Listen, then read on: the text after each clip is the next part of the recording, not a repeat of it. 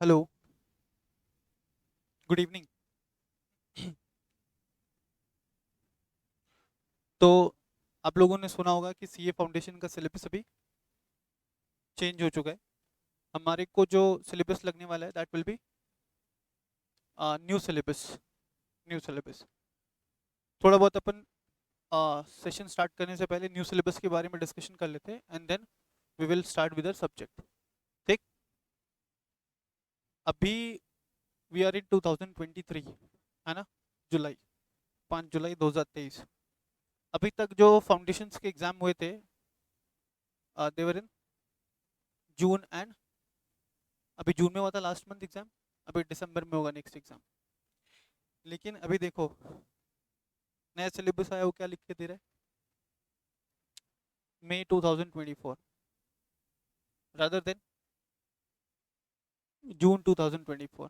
तो there is a possibility कि next year foundation का एग्जाम आपको कब देना रहे? मई में देना रहे इंस्टेड ऑफ जून। पॉसिबिलिटी है, ठीक है। लेकिन जहाँ तक मुझे लगता है कि exams will be in the June only, अगर ट्वेल्थ के स्टूडेंट्स को कंसिडर किया जा रहा है तो। ठीक है। नया सिलेबस में आपको बेसिकली 4 पेपर्स हैं। पहले भी 4 पेपर्स थे, बट उन चारों पेपर्स में कुछ चीज़ें बदल दी गई हैं। ठीक। Paper number 1 is for principles and practice of accounting. 100 mark का पेपर है and this paper is totally descriptive. ठीक है। हम लोग पेपर बाय पेपर थोड़ा सा डिस्कशन करते हैं ना। एग्जिस्टिंग जो सिलेबस था सीए फाउंडेशन का और जो न्यू सिलेबस आया है सीए फाउंडेशन का, उसमें अकाउंटेंसी के पेपर का स्कोप बढ़ा दिया गया है। स्कोप बढ़ा दिया गया मतलब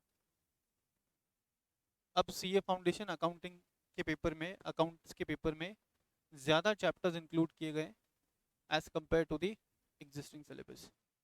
same happened with the law वाला पोर्शन ऑल्सो।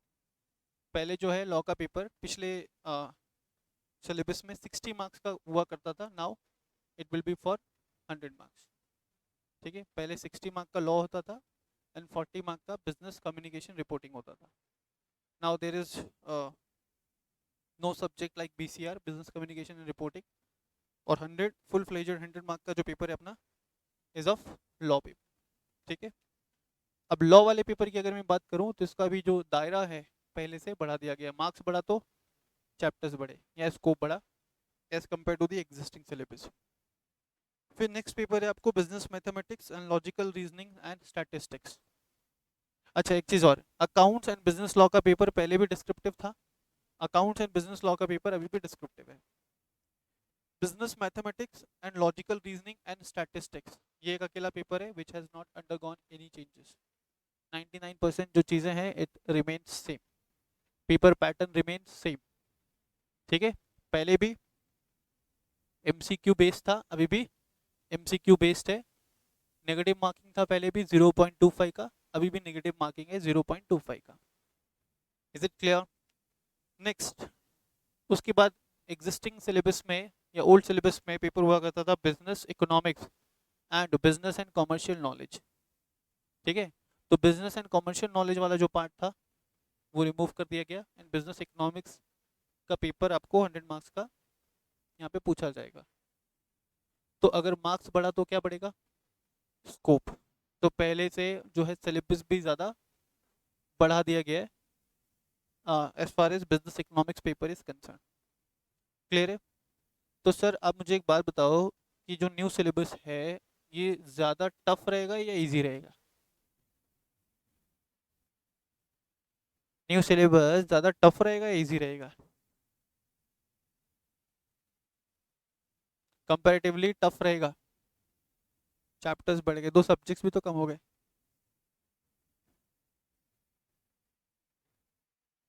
चैप्टर्स बढ़ गए लेकिन 2 सब्जेक्ट्स भी तो कम हो गए।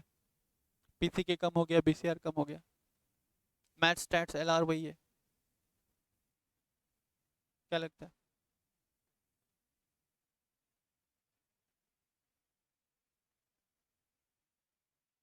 तो देखो, इंस्टीट्यूट जब भी सिलेबस चेंज करता है ना, सिलेबस चेंज करने का जो ऑब्जेक्टिव है ना वो कभी भी टफनेस को बढ़ाना या घटाना नहीं होता है। क्योंकि अगर अपने यहाँ पे टफनेस बढ़ाया है ना, तो जो पहले सीए बने उनको तो फायदा हो गया। ये तो नो,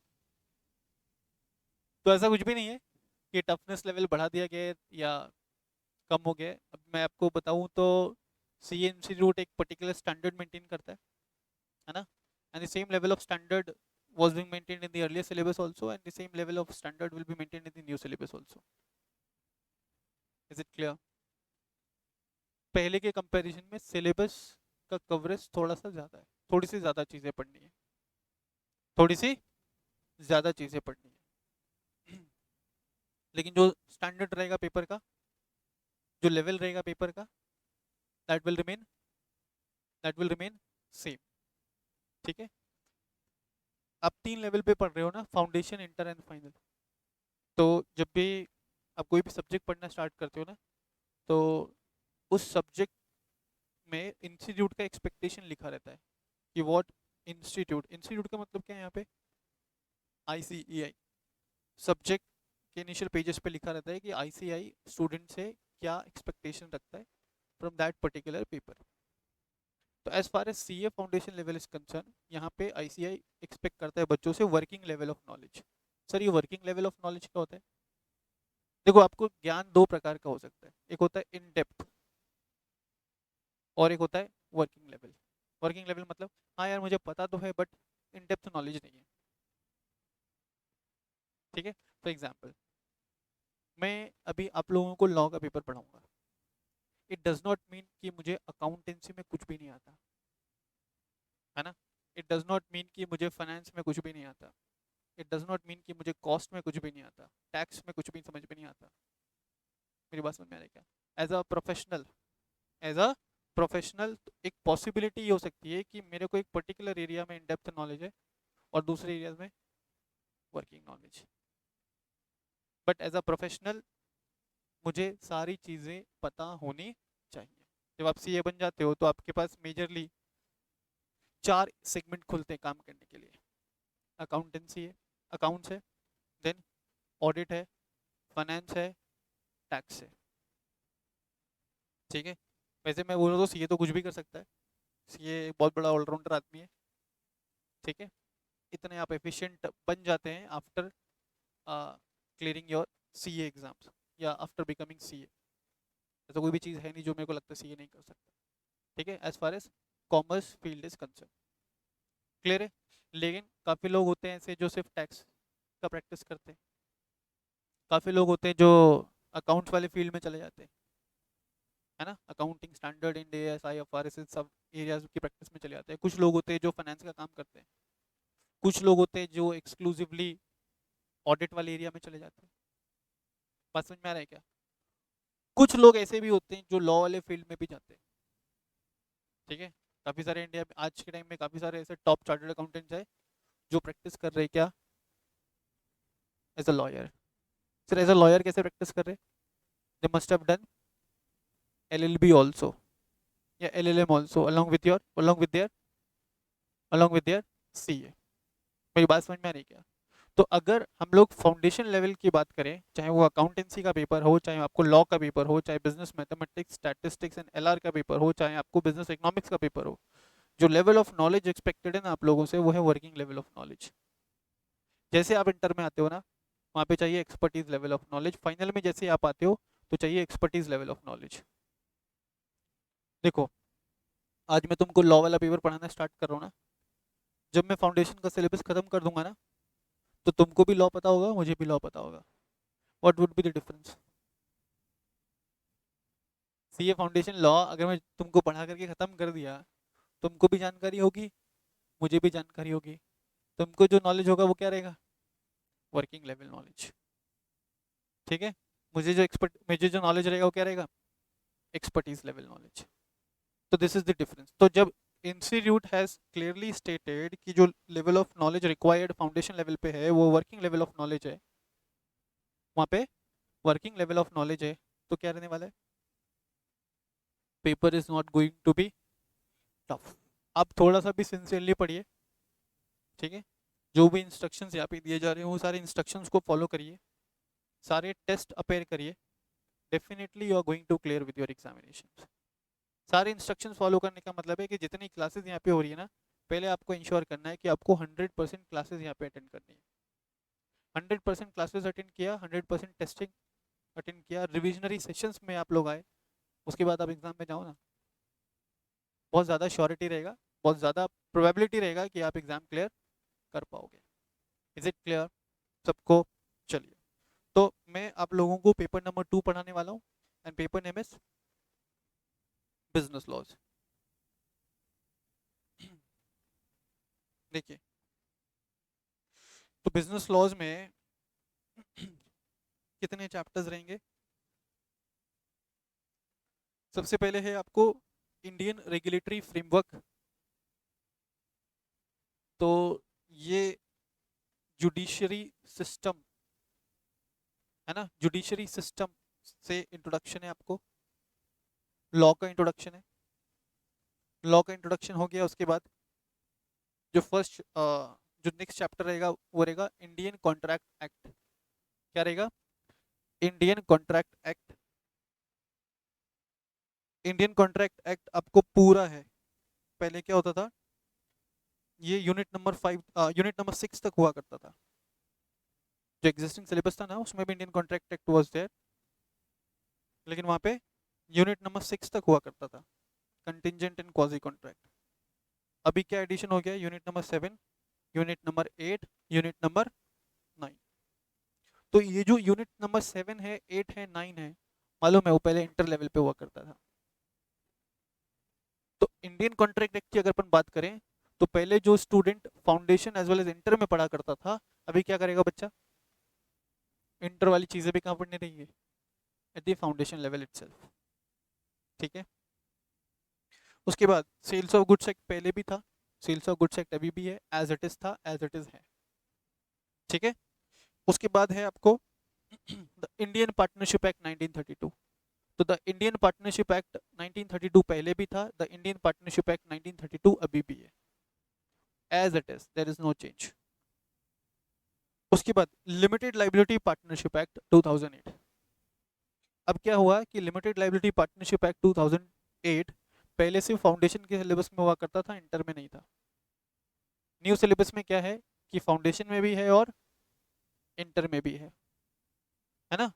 तो क्या रहने वाला है, फाउंडेशन में only an overview will be given, and inter में सेम चीज फिर से पढ़ते हैं, but in more detail.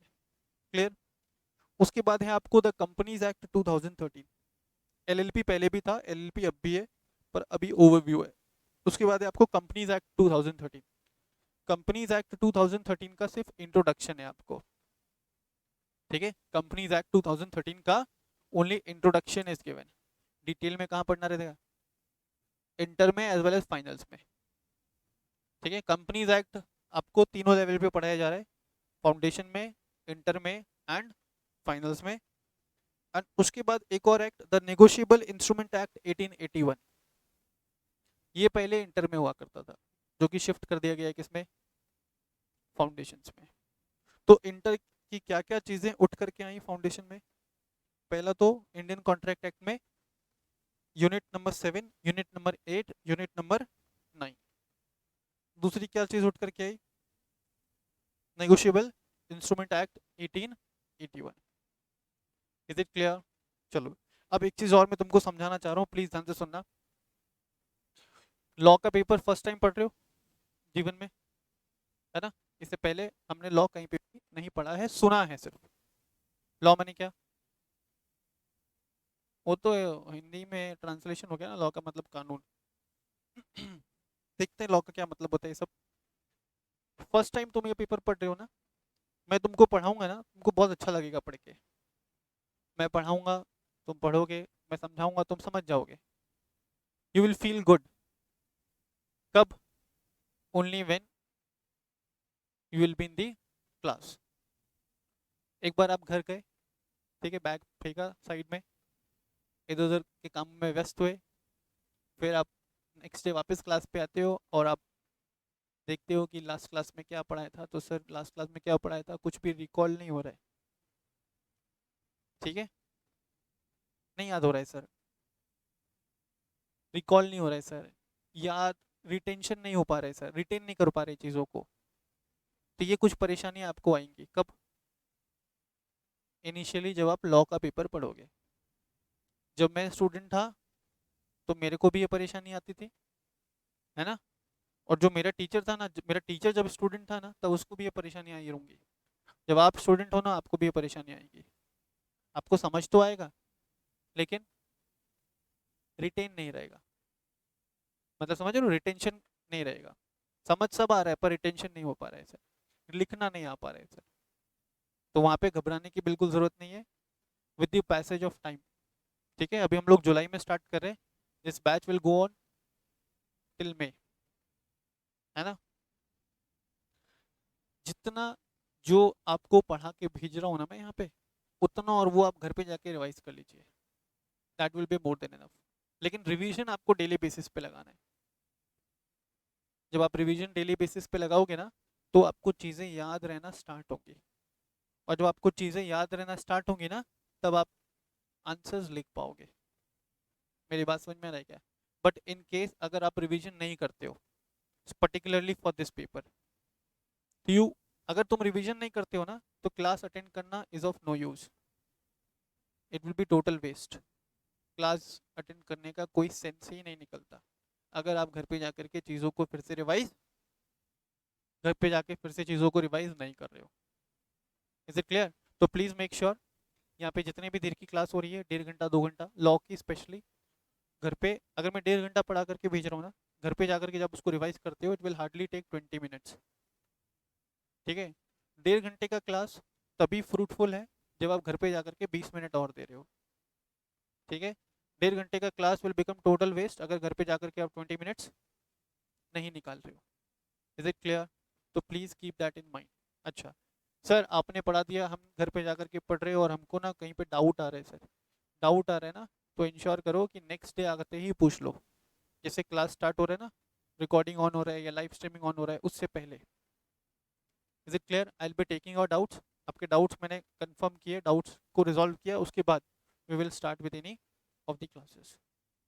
Is it clear? तो करने वाले हैं ऐसा हम लोग, बोलिए। Okay, so let's start.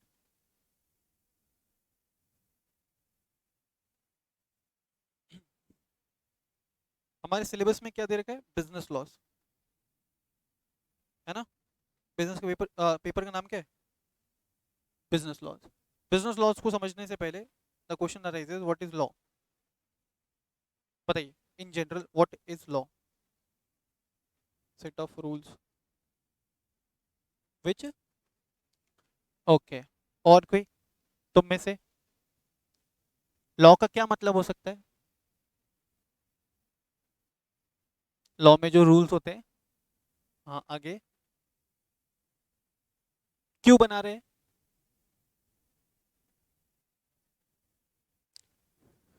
क्या? To maintain what?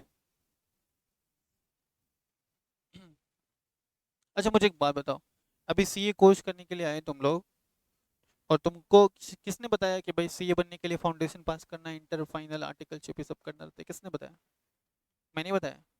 अच्छा, मैंने मन से बता दिया, मैंने मर्जी से बता दिया, ऐसा मैंने आंख बंद किया, हाथ ऊपर किया, सीए, और मैंने बोला कि देख भाई, सीए बनने के लिए फाउंडेशन पास करना है, इंटर पास करना है, फाइनल पास करना है, ट्रेनिंग करना है, और भी एक दो चीज़ें जो करनी है in order to become a chartered accountant. मन से नहीं बोला ना मैं, कहीं तो लिखा होगा जो मैंने पढ़ा होगा और जो मैंने पढ़ के तुमको बोला होगा। कहाँ लिखा है मालूम है? द चार्टर्ड अकाउंटेंट एक्ट में, that in order to become a chartered accountant आपको फाउंडेशन, इंटर, फाइनल पास करना है, ट्रेनिंग्स कंप्लीट करना है, तब आपको institute of chartered accountant of India admit करता है एज देयर मेंबर। और जब वो इंस्टीट्यूट आपको मेंबरशिप देता है ना, इंस्टीट्यूट जब आपको मेंबरशिप देता है, तब आप बनते हैं क्या? सीए। लिखा हुआ है ना, कहाँ पे? लॉ में। नहीं लिखा होता तो, नहीं लिखा होता तो कोई प्रोसीजर ही नहीं था, तो अपनी मर्जी से मैं भी सीए, तू भी सीए, ये भी सीए, ये भी सीए, है ना। अच्छा, आज क्या तारीख है? 5 जुलाई। ठीक, 5 जुलाई को मैं हूँ टीचर, ठीक है, टीचिंग लॉ। 6 जुलाई को आई बिकेम डॉक्टर, ठीक है। अभी तुम लोग क्लास अटेंड करने के लिए आए ना, तो जहाँ पे अभी ऑफिस है ना मेरा, वहाँ पे मैंने क्लिनिक बना दिया और पेशेंट्स को देख रहा हूँ, मीठे, और पेशेंट्स को देख रहा हूँ, लोगों को सुई लगा रहा हूँ, ठीक, सर्जरी करने के लिए जा रहा हूँ। तुम लोग आए क्लास अटेंड करने के लिए, तुम बोले ये आदमी कल तो टीचर था आज डॉक्टर बन गया, मल्टी टैलेंटेड। तो डॉक्टर बनने के लिए क्या एलिजिबिलिटी है, कहीं पे लिखा होना जरूरी है?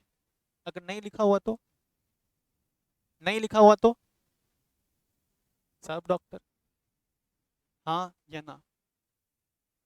ठीक है, कल डॉक्टर बना, परसों मन किया कि एक दो लोगों को मार दें, मार दिया उसको,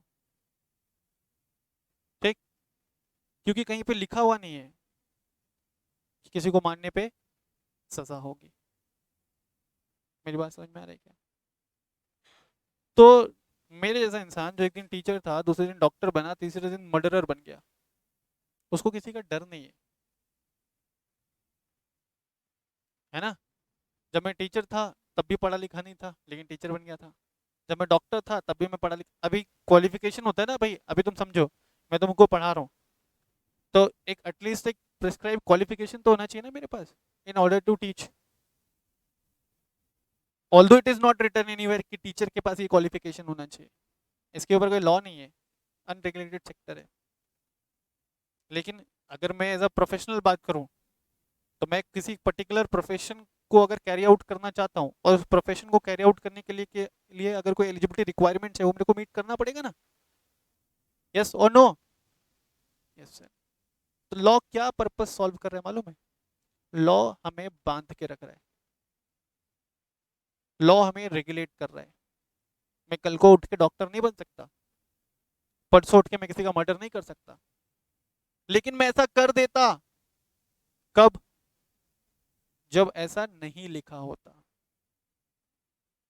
मेरी बात समझ में आ रही है? जब ऐसा नहीं लिखा होता, किसी को अगर मारा तो जेल होगी।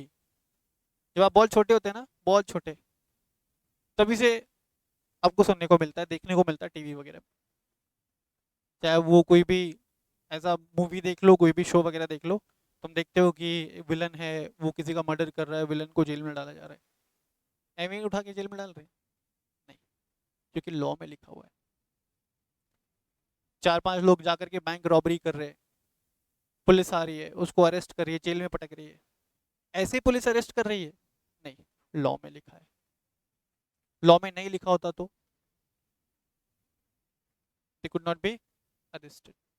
लॉ में नहीं लिखा होता ना, अगर लॉ ही नहीं होता तो समझो क्या होता।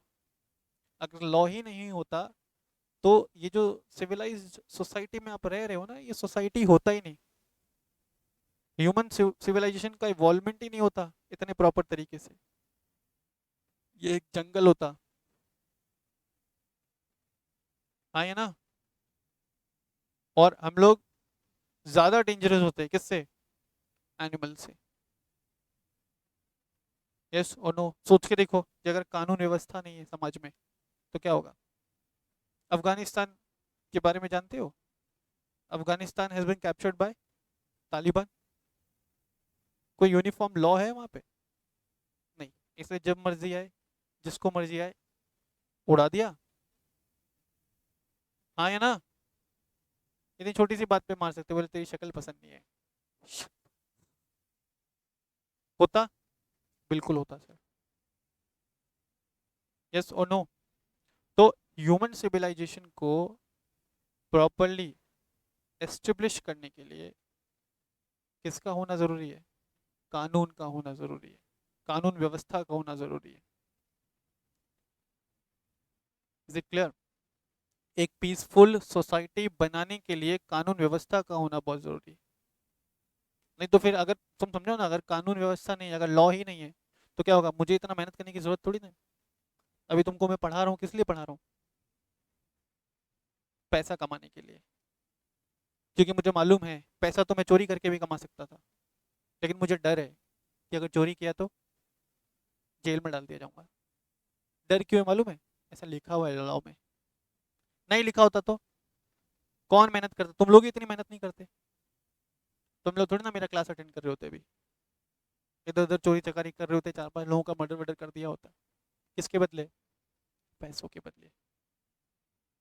ये सुनो, चलते फिरते क्या होता, कोई भी ताकतवर आदमी किसी भी कमजोर को ऐसा पिटाई करता, उसके सारे पैसे छीनता, जेब में रखता और चलता बनता। होता कि नहीं होता? अभी वो ताकतवर आदमी वो कमजोर आदमी को क्यों नहीं मार रहा है? मन में डर है कि अगर उसने ऐसा कुछ किया, he will be sent behind the bars, behind the jail. Is it clear? Is it clear? तो देखिए लॉ का मतलब क्या हो निकला, इतने सारे एग्जाम्पल से। Law means any set of rules. Law means what? Any set of rules made by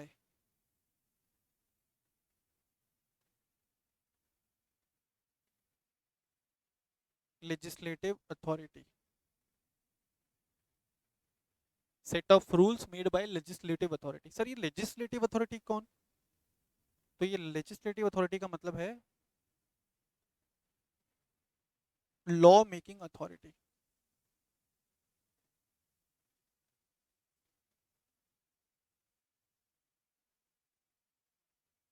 What do you mean by this term legislative authority? Law making authority. क्या हम लॉ बना सकते हैं? मैं क्या कानून बना सकता हूँ? मैं जो कानून मैं बना सकता हूँ लॉ, लेकिन वो सिर्फ मेरे ऊपर एप्लीकेबल होगा। ये सेट ऑफ रूल्स में बना सकता हूँ, but that will be applicable on me only. Yes और नो? जो मैंने रूल्स मेरे लिए बनाए, क्या तेरे ऊपर एप्लीकेबल कर सकता हूँ? मैंने एक रूल बना रखे कि I will wake up at 4:30 A, I study for 2 hours. ठीक है, किसी को झूठ नहीं बोलूंगा, किसी के साथ चिटिंग नहीं करूंगा, ठीक है, खूब मेहनत करूंगा, बेईमानी का पैसा नहीं कमाऊंगा। तो ये जो रूल्स है ना, ये मेरे ऊपर एप्लीकेबल होंगे क्योंकि ये मैंने खुद के लिए बनाए। यस और नो? खुद को प्रॉपरली ग्रूम करूंगा, ट्रेन करूंगा खुद के लिए। क्या दूसरों के ऊपर एप्लीकेबल हो सकते हैं? हम यहाँ पे कौन से लॉ की बात कर रहे हैं? जिसका इन जनरल सबके ऊपर एप्लीकेबिलिटी हो। तो ऐसे लॉ बनाने का अधिकार किसके पास है? Legislative authority. लेजिस्लेटिव अथॉरिटी का मतलब क्या? लेजिस्लेटिव अथॉरिटी का मतलब क्या? Law making authority. ठीक है। और इंडिया में लॉ मेकिंग अथॉरिटी कौन कौन है? तो इंडिया में लॉ मेकिंग अथॉरिटी है बेटा central government as well as state government. India में लॉ मेकिंग अथॉरिटीज कौन कौन है? Central government as well as state government. तो दोनों central government and state government को पावर है कानून बनाने का।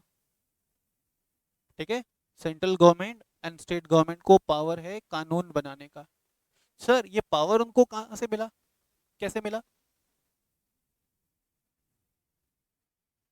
Central government and state government को पावर मिला है सर, कहां पे लिखा हुआ है ऐसा? तो ऐसा लिखा हुआ है बेटा इन the constitution of India. Constitution of India के बारे में कुछ जानते हैं? कॉन्स्टिट्यूशन ऑफ इंडिया के बारे में जानते हैं, हाँ या ना? सुना रहेगा। क्या जानते हैं अपन? सारे लॉज इसमें लिखे हैं। Constitution of India is the supreme law of India. अरे तूने ये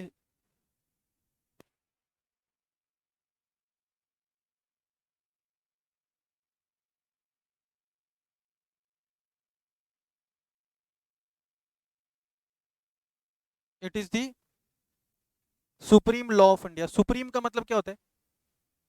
सुप्रीम लॉ भी बोल सकते हैं या एपेक्स लॉ भी बोल सकते हैं। सुप्रीम का मतलब सबसे ऊपर, सर्वश्रेष्ठ। हेलो। मैंने बोला कि constitution of India is the supreme law of India और it is the apex law of India.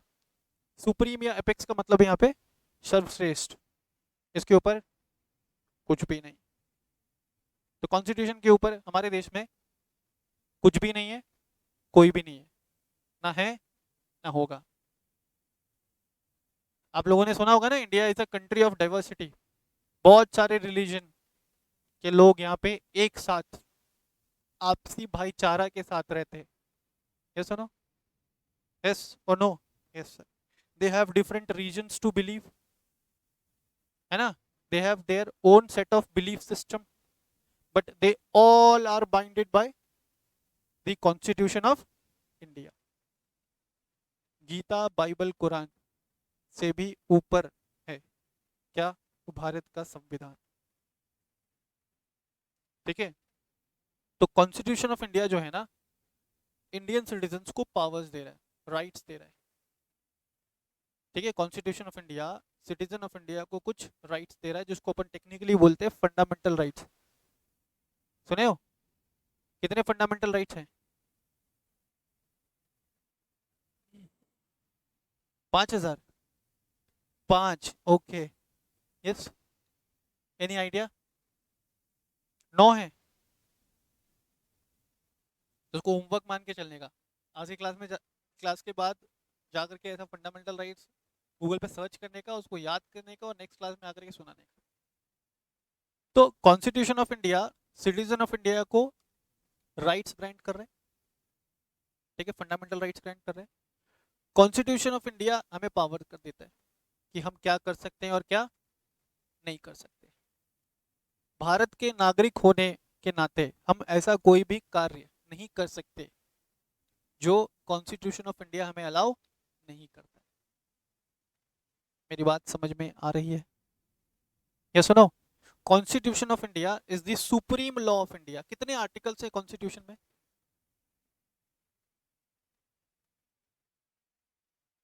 How many articles are there in the constitution of India? आज क्या डेट है? 5th of July 2023। 5th जुलाई 2023 की अगर मैं बात करूं तो हमारे कॉन्स्टिट्यूशन में टोटल 448 आर्टिकल्स हैं। कितने आर्टिकल्स हैं? 448 आर्टिकल्स। कॉन्स्टिट्यूशन से हमें क्या मिल रही है? पावर। ठीक है? और वही कॉन्स्टिट्यूशन पावर देता है किसको? सेंट्रल गवर्नमेंट को as well as state government को। तुम सोचो ना, मैंने बोला कि लॉ मेकिंग अथॉरिटी है central government and state government. क्यों है law making authority central government and state government? उसके पीछे कुछ रीजन होगा ना? क्या रीजन होगा?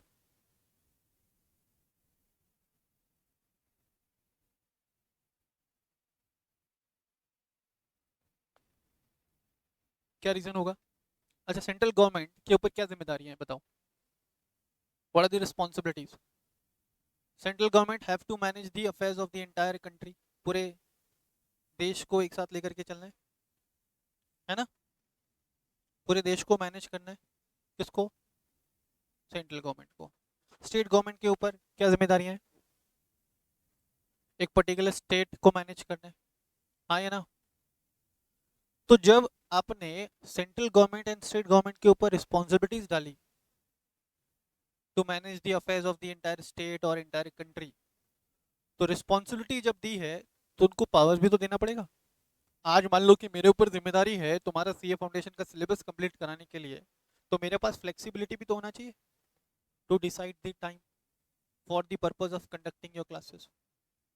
तुमने आकर के बोला कि सर ये रहे आपकी फीस और आप सिलेबस करा देना। मैंने ठीक है, मैंने शेड्यूल तुमको भेजा कि भाई 4 से 8 आना है, या सुबह 10 से 5, सुबह 10 से 4 आना है, 5 आना है।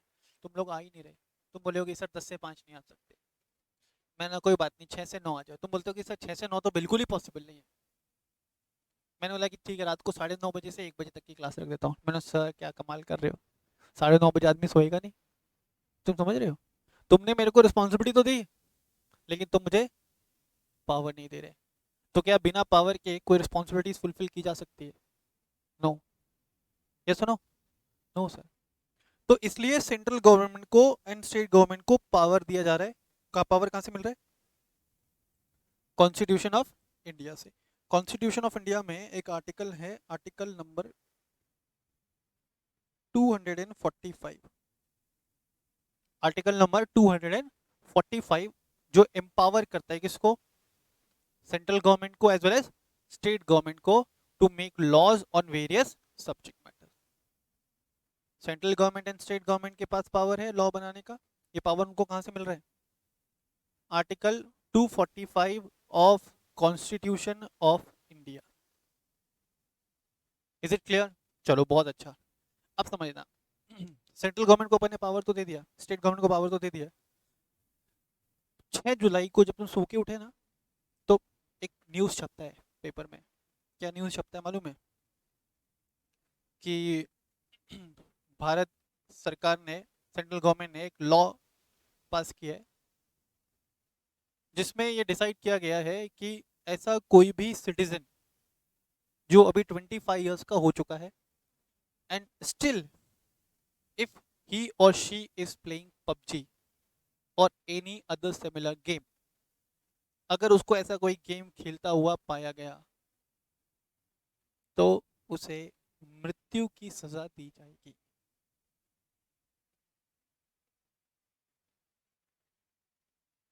ठीक है, ये कब हुआ? 6 जुलाई को। काफी लोग डिप्रेशन में आ गए, है ना, काफी लोग डिप्रेशन में आ गए। 6 जुलाई बीता, 7 जुलाई को फिर पेपर छपा, फिर पेपर जब छपा तो एक और न्यूज़ आई कि गवर्नमेंट के पास जो है रेवेन्यू कम हो गया है, इसलिए गवर्नमेंट ने डिसाइड किया है टैक्स लगाने के लिए। हंसने पे टैक्स लगेगा, जो जितना हंसेगा वो उतना टैक्स देगा। ठीक है, अब लोगों से ये भी नहीं सहा जा रहा है। 8 जुलाई आया, 8 जुलाई को एक और ऐसा न्यूज़ आता है। मैं बोल रहा गवर्नमेंट के पास क्या है, लॉ बनाने का पावर है। ठीक, 8 जुलाई को न्यूज़ आता है कि हमारे देश की आबादी बहुत ज़्यादा बढ़ चुकी है ना, India have already surpassed China, now we are the most populated country, है ना। तो 8 तारीख को सुनने को मिलता है कि भारत सरकार एक ऐसा कानून बना रही है जिसमें इंडिया में एक व्यक्ति को सिर्फ 60 साल तक जीने का अधिकार रहेगा in order to control the population. क्या करेगी गवर्नमेंट पता है? जितने भी लोग 60 इयर्स से ऊपर के हैं, मतलब once they have completed the 60 years of age, उनको कंपलसरी बेसिस पे मार दिया जाएगा। हाँ, उनको कंपलसरी बेसिस पे उनकी जुडिशियल किलिंग कर दी जाएगी, मार दिया जाएगा उनको। बताओ। हाँ, थैनोस से इंस्पायर हो गई? मैंने देखा नहीं वो सब। मान लो कि अभी तुम समझो ना, गवर्नमेंट को पावर दे दिया, गवर्नमेंट क्या कर सकती है? उस पावर का गलत इस्तेमाल, है ना, पावर का गलत इस्तेमाल हो सकता है। इसलिए आर्टिकल 245 के साथ एक और आर्टिकल दिया हुआ है, आर्टिकल 246। समझ में आ रहा है? Article 246 of constitution of India define करता है क्या सर? तो ये डिफाइन करता है subject matters on which laws can be made. Article 246 क्या डिफाइन कर रहा है? सब्जेक्ट मैटर्स जिसके ऊपर लॉज बनाए जा सकते हैं। इसका मतलब क्या ऐसा कोई सब्जेक्ट मैटर जो आर्टिकल 246 के बाहर है, क्या उन सब्जेक्ट मैटर पे लॉ बन पाएगा? नहीं बन पाएगा। इज इट क्लियर सबको? चलो फिर से एक बार, लॉ का मतलब क्या था? Set of rules made by the legislative authority. Legislative authority का मतलब क्या था? लॉ मेकिंग अथॉरिटी, है ना। लॉ मेकिंग अथॉरिटी कौन है? Central government and state government. ठीक, central government and state government को पावर कहां से मिल रहा है? Article 245 constitution of India. Central government and state government law कौन से सब्जेक्ट मैटर पे बना सकते हैं? आर्टिकल 246, और यहाँ पे एक शेड्यूल पढ़ना रहता है अपन को, schedule 7। Article 246 along with schedule 7। Schedule 7 में वो लिस्ट ऑफ एरियाज दिए हुए हैं जहाँ पे सेंट्रल गवर्नमेंट या state government can make central government and state government can make laws. तो अगर शेड्यूल में दिया हुआ है ना कि हंसने पर टैक्स लग सकता है, तो गवर्नमेंट लगा सकता है, लेकिन ऐसा है नहीं। मेरी बात समझ में नहीं, कॉन्स्टिट्यूशन लिखने वाले बहुत समझदार लोग थे। इज इट क्लियर सबको? चलिए सर, सेंट्रल गवर्नमेंट जो लॉ बनाएगी ना उसको अपन बोलेंगे सेंट्रल लॉज। क्या बोलेंगे? Central laws. And state government जो लॉज बनाएगी उसको अपन बोलेंगे state laws. Central laws as well as state laws. Central laws की एप्लीकेबिलिटी कहाँ पे वो एप्लीकेबल होता है? तो it shall be applicable to the, it shall be applicable to all the states of India, है ना? Central laws are applicable to all the states of India, and state laws are applicable for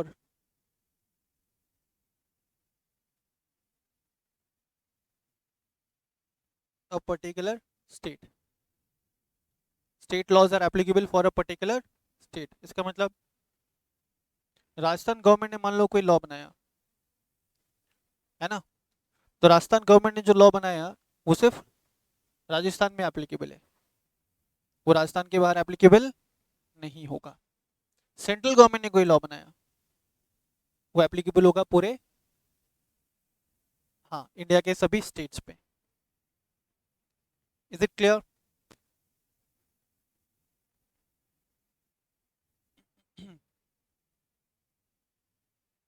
done. तो देखिए फिर से आ जाओगे meaning पे। Law का मतलब है any set of rules made by the legislative authority. क्यों बना रहे हैं? तो ये बना रहे हैं टू कंट्रोल और to regulate the conduct of, to regulate और to control the conduct of persons, हमारे कंडक्ट को रेगुलेट करने के लिए। ठीक है, पर्संस के कंडक्ट को रेगुलेट करने के लिए लॉ बनाया जाता है। किसके द्वारा? किसके द्वारा? गवर्नमेंट के द्वारा। फिर चाहे वो सेंट्रल गवर्नमेंट हो या स्टेट गवर्नमेंट हो। समझ में आ रहा है? अब इसके नीचे ना एक लाइन में तुमको लिखवा रहा हूँ, बढ़िया, वो भी लिखो। देखो एक चीज अगर तुम नोटिस करो ना, लॉ बनाने वाला कौन है? गवर्नमेंट। गवर्नमेंट में भी तो लोग बैठे हुए हैं ना, इंसान बैठा हुआ है, इंसान बना रहे, इंसान ही उसको इम्प्लीमेंट करवा रहे, इंसान के ही अगेंस्ट। समझ रहे क्या? लॉ इंसान ने बनाया, इंसान ने उसको इम्प्लीमेंट करवाया, किसके अगेंस्ट? इंसान के अगेंस्ट। तो सर आप ऐसा भी बोल सकते हो laws can not be made for the animals. क्या एनिमल्स के लिए कोई लॉ हो सकता है? Whether laws can be made for the animals. हाँ, तो मान लो कि गवर्नमेंट ने लॉ बनाया डॉग्स के लिए, स्ट्रीट डॉग्स के लिए, कि भाई तुम इधर उधर पॉटी नहीं करोगे। कौन समझाएगा उनको? Who will make them understand?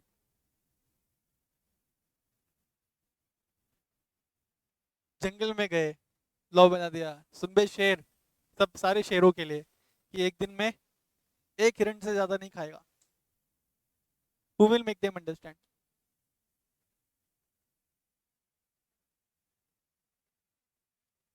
एक डॉग एक दिन में 15 मिनट से ज्यादा बात नहीं करेगा। How will you make them understand?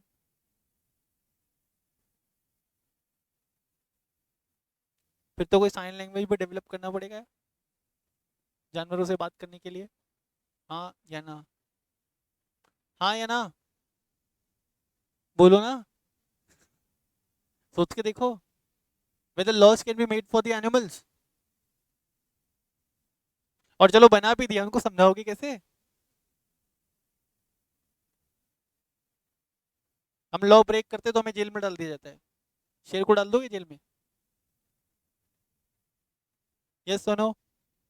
No sir. तो laws can not be made for animals, तभी तो वो जंगल राज है। मेरी बात समझ में आ रहा है क्या? तो laws are for the human beings and not for the animals. तुमने शेर को मारा, क्राइम है। शेर ने तुमको मारा, उसका डाइट है ना? शेर तुमको मार के कहा गया, he can not be put behind the bars. Yes और नो? Yes sir. तो it can not be made for animals.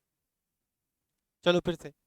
तो इतनी बात समझ में आई कि सर लॉ का मतलब हुआ कोई भी सेट ऑफ रूल्स जो कि गवर्नमेंट ने बनाया, है ना? किसके लिए बनाया? किसके लिए बनाया? पर्सन्स के कंडक्ट को रेगुलेट करने के लिए। फिर अपन लोगों ने एक और लाइन लिखा, laws are made by humans, enforced by humans, against the humans. लिख लो तो फटाफट से।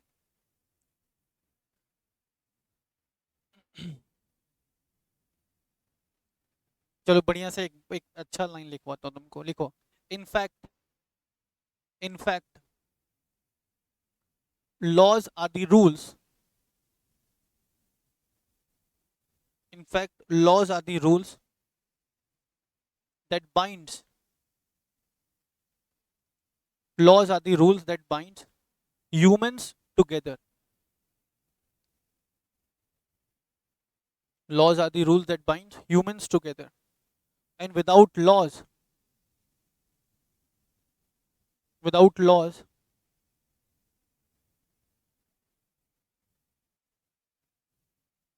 we humans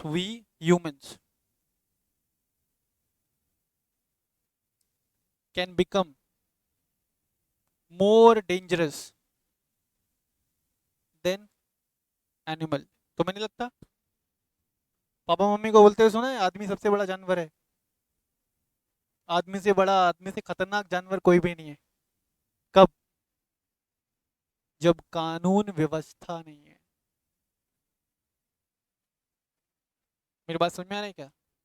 हटा दो कानून व्यवस्था 2 दिन के लिए, तुम देखो कैसे बर्बाद हो जाता है देश। 2 दिन तो क्या, 2 घंटे में बर्बाद हो जाएगा।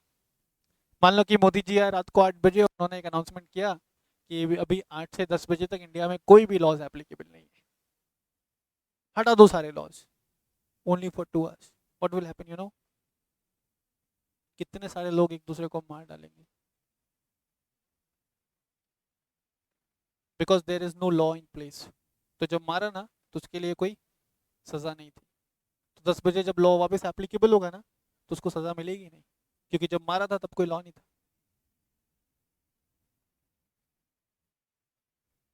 कभी सोच के देखा है ऐसे? मोदी जी 2 घंटे क्या, मैं तो बोलता 20 मिनट के लिए लॉज हटा दो। मतलब ऐसा बोल दिया गवर्नमेंट ने आकर के अनाउंसमेंट किया कि ये दिन पे 20 मिनट्स के लिए इंडिया में कोई भी लॉज एप्लीकेबल नहीं होंगे। फिर देखो कि जंगल से भी बुरा हाल हो जाएगा। समझ रहे हैं क्या? तो we become more dangerous than animal. कब? तो सर अभी तक आपने जितनी भी चीजें हमको बताई है ना लॉ के बारे में, हमें लगता है कि बहुत इंपॉर्टेंट पार्ट फॉर्म करता है हमारे लाइफ का। तुम्हें लगा आज के लेक्चर में और कल के लेक्चर में तुमको मैं फील करवा दूंगा कि ह्यूमन सिविलाइजेशन का कोई एग्जिस्टेंस ही नहीं है विदाउट लॉज। और तुम समझो कि कितना बड़ा आयरनी है कि अपन को लॉ पढ़ाना कब स्टार्ट किया जाता है? After 12th। लॉ पढ़ाना कब स्टार्ट किया जाता है? After 12th। मैं तुमको एक बात बताऊं, हमारे देश में there are in number of courses, है ना, अवेलेबल। आप सीए कर रहे हो, सीएस है, मेडिकल प्रोफेशन है, इंजीनियर्स हैं, बहुत सारे प्रोफेशंस अवेलेबल है। एक ऐसा प्रोफेशन जो इंसान को सबसे ज्यादा पावरफुल बना सकता है, वो है लॉ। क्या है वो? लॉ या लॉयर का प्रोफेशन। हाँ, बीइंग अ लॉयर, अब तुम समझो कि आप अगर एक प्रैक्टिसिंग लॉयर हो ना, और आप अच्छे लेवल पे प्रैक्टिस कर रहे हो, आपके पास अच्छा नॉलेज है किसका? कानून का। आप किसी भी मुद्दे पे कभी भी कहीं भी कितना भी बहस कर सकते हो। मेरी बात समझ में आ रही है क्या? एक सुप्रीम कोर्ट का लॉयर, मुझे लगता है ऐसा, is more powerful than even the CM's और PM's, only because of the level of knowledge of law that he have.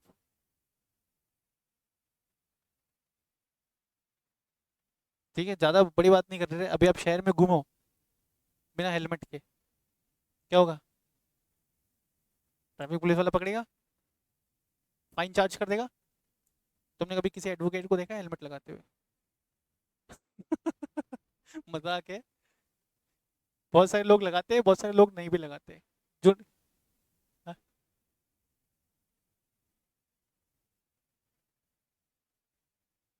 They have the power of knowledge of law.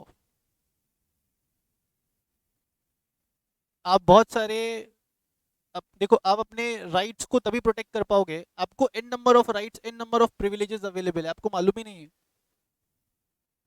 क्योंकि आपने कानून पढ़ा ही नहीं है। मेरी बात समझ में आ रही है क्या? मेरे को बहुत साल हो गए लॉ पढ़ाते हुए, और मुझे ऐसा लगता है कि जिसको लॉ का जबरदस्त नॉलेज है ना, वो अपने आप में बहुत पावर होल्ड करता है। और मुझे लगता है कि बहुत इनिशियल स्टेज पे ये पेपर होना चाहिए। It should be there in the curriculum from the initial stage, six से सेवन्थ से। जैसे आप दूसरे सब्जेक्ट्स पढ़ा रहे हो, लॉ वाला पेपर भी पढ़ाना चाहिए, specially in a country like India, जहाँ पे हर चीज़ के ऊपर लॉ है। इंडिया में हर चीज़ के ऊपर लॉ है, और जिस चीज़ के ऊपर लॉ नहीं है ना, उस चीज़ के ऊपर लॉ लाने की तैयारी चल रही है गवर्नमेंट की।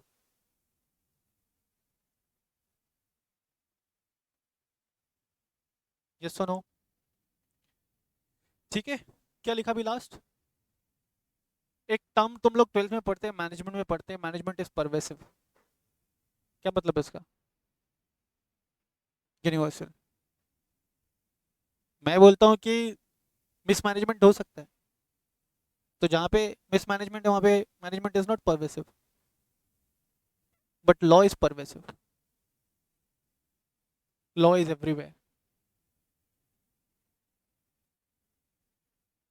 तुम समझ रहे हो?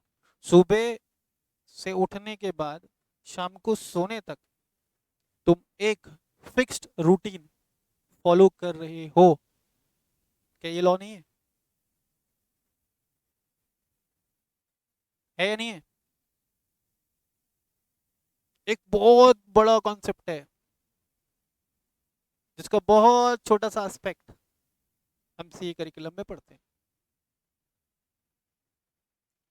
Is it clear? क्या बोला मैंने लास्ट में? लास्ट में क्या लिखा है अभी?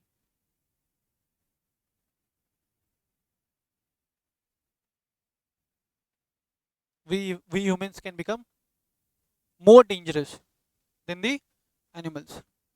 फिर एक लाइन और लिखो,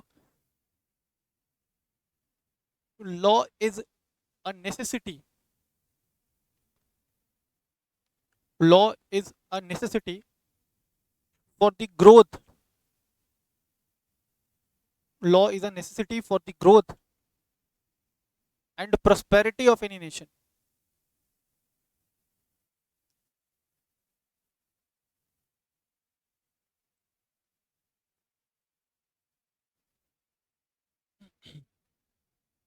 of the nation।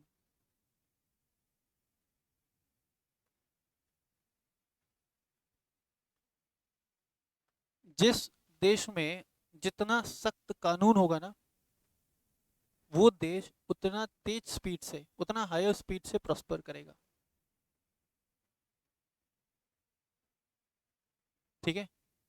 तुम लोगों ने अभी, तुम लोगों ने सुना होगा किसी को बोलते कहते हुए कि जो फॉरेन के जो लॉज है ना, they are more strict than the laws in our country. सुना है ऐसा? कौन से कंट्री के बारे में सुना है? दुबई। Okay, very good. क्या सुना है दुबई के बारे में?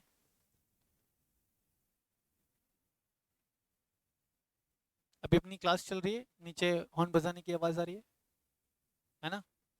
जहाँ पे जरूरत नहीं है वहाँ पे भी हॉर्न बजाया जा रहा है। इससे क्या हो रहा है? Noise pollution.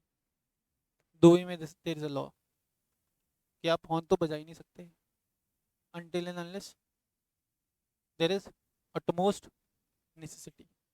अपन यहाँ पे देख रहे हैं कि कोई आदमी जा रहा है कुछ खाते हुए, वो रैपर फेंक के जा रहा है सड़क पे, करके दिखा दो दुबई में, इसलिए ज़्यादा क्लीनलीनेस दिखेगा तुम्हें वहाँ पे। ठीक है?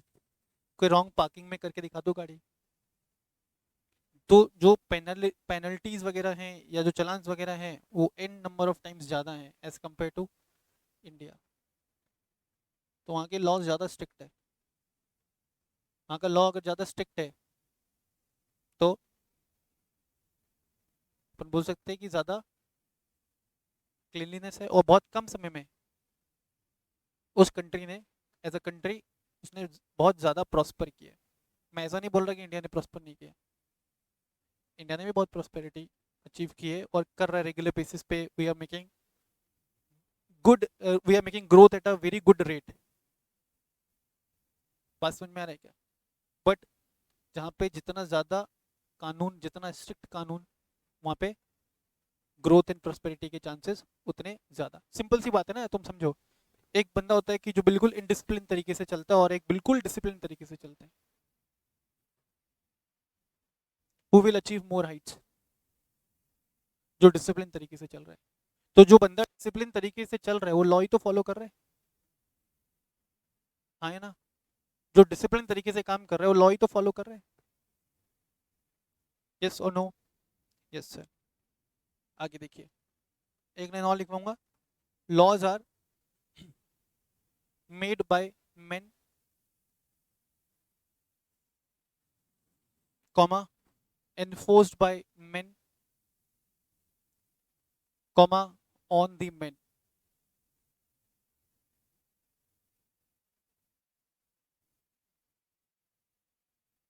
क्या? laws are made by men, enforced on men, enforced by men on the men। आदमी ने बनाया, आदमी ने उसको एनफोर्स करवाया आदमी के ही अगेंस्ट। दस हम लोग बोल सकते हैं कि laws are not made for the animals, laws are not made for the animals.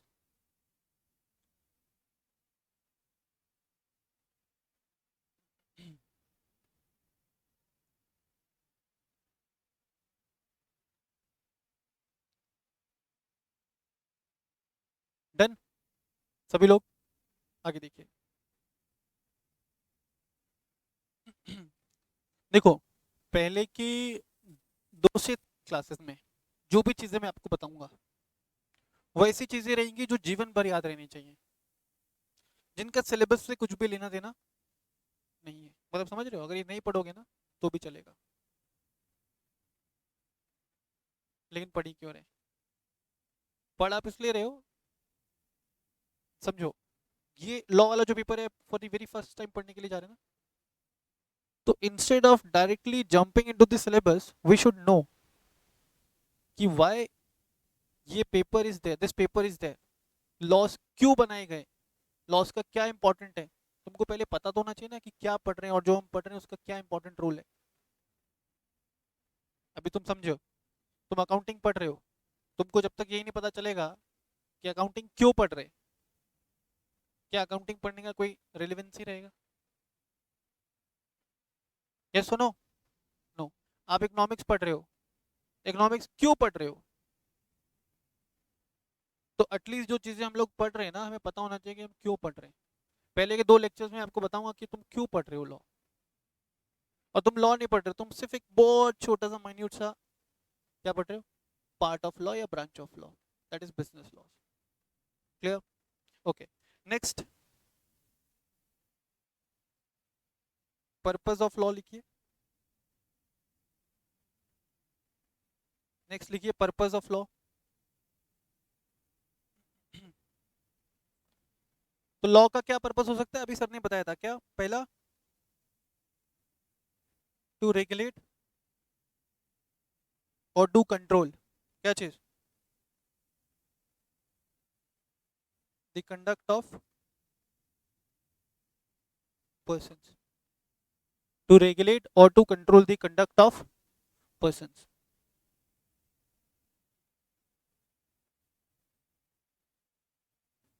एक तो ये पर्पस है, दूसरा एक और पर्पस हो सकता है टू प्रोवाइड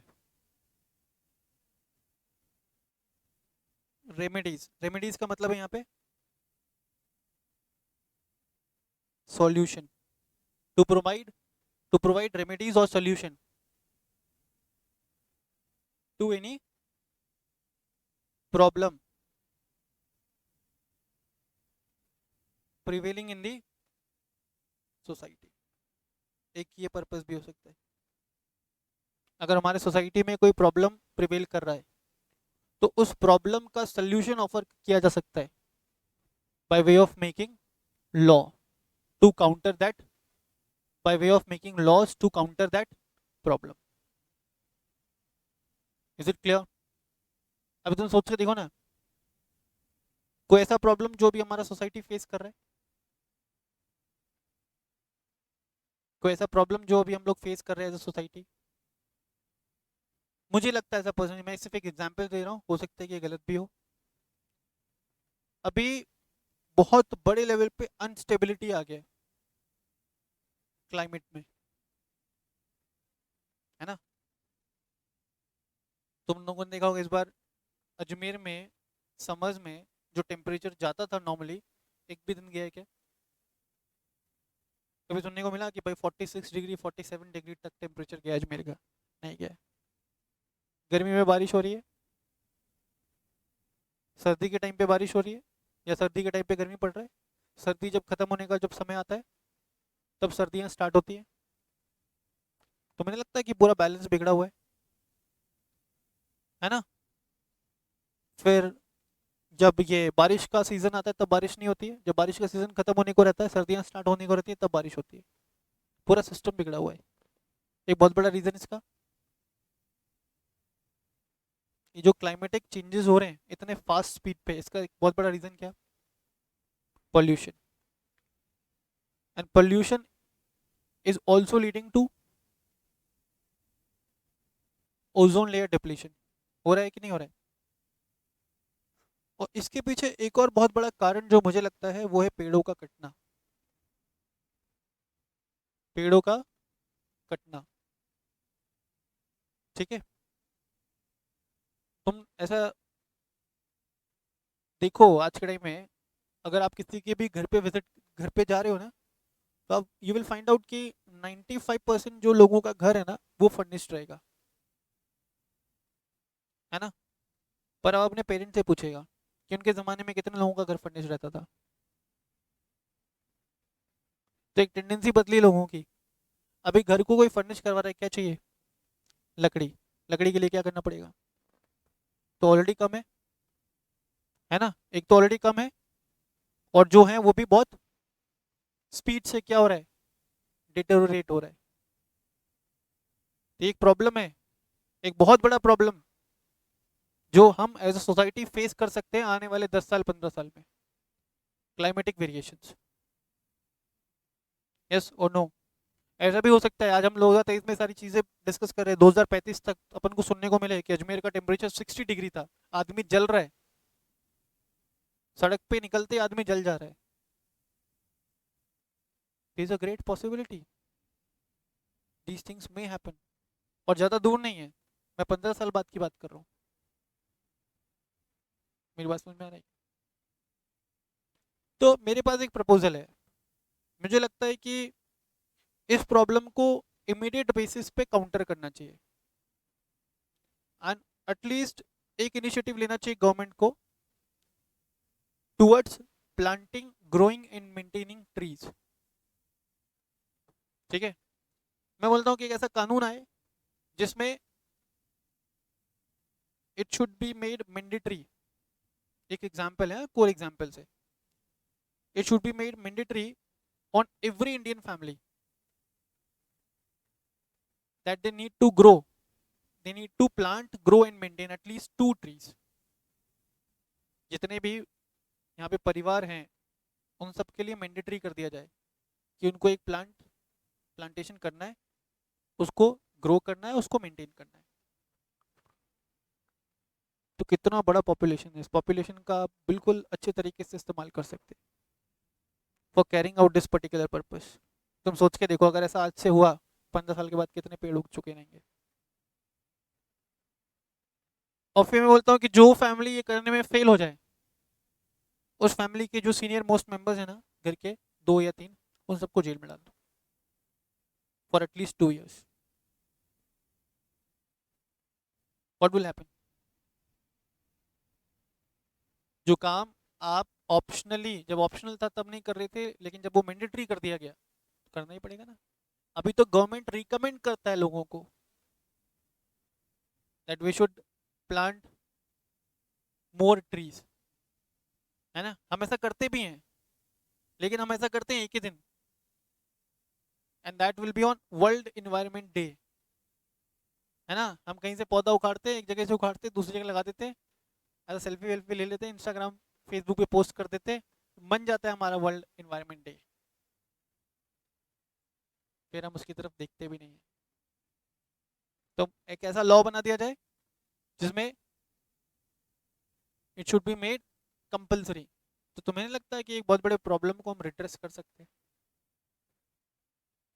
हाँ, बहुत अच्छा सवाल किया तुमने कि सबके पास जगह नहीं है पेड़ उगाने का। कोई बात नहीं, आप पहले अपने घर के आसपास के एरिया में वो करिए ऐसा, और वहाँ पे अगर पॉसिबल नहीं है तो एक नियर बाय एरिया में करिए।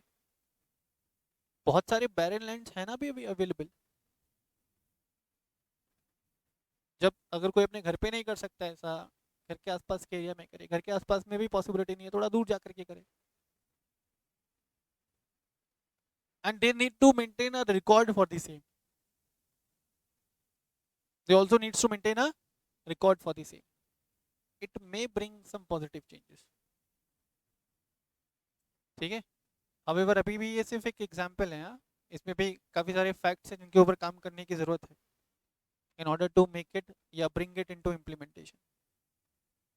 तो लॉ का एक और पर्पस हो सकता है क्या? To provide solution to any problem prevailing in the society. Is it clear? There can be mainly 2 purposes. पहला, किसी चीज को रेगुलेट करना, कंट्रोल करना। दूसरा दूसरा to provide solution to any problem, ठीक है। अब एक चीज यहाँ पे नोट लिख लेना नीचे, laws made by the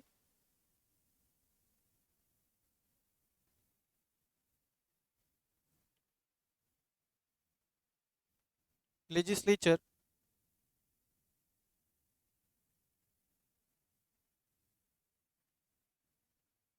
is compulsorily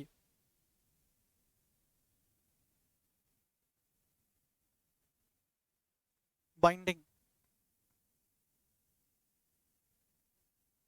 on all। मतलब लेजिस्लेचर ने जो लॉ बनाया, लेजिस्लेटिव अथॉरिटी ने जो लॉ बनाया, सबके ऊपर बाइंडिंग है, और अगर कोई उसको फॉलो नहीं करता है तो दे विल बी पनिश्ड, है ना। लिखिए एक और line, and in case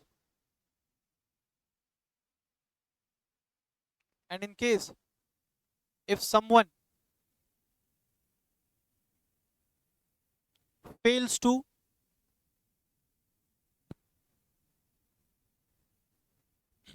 meet the requirement of law,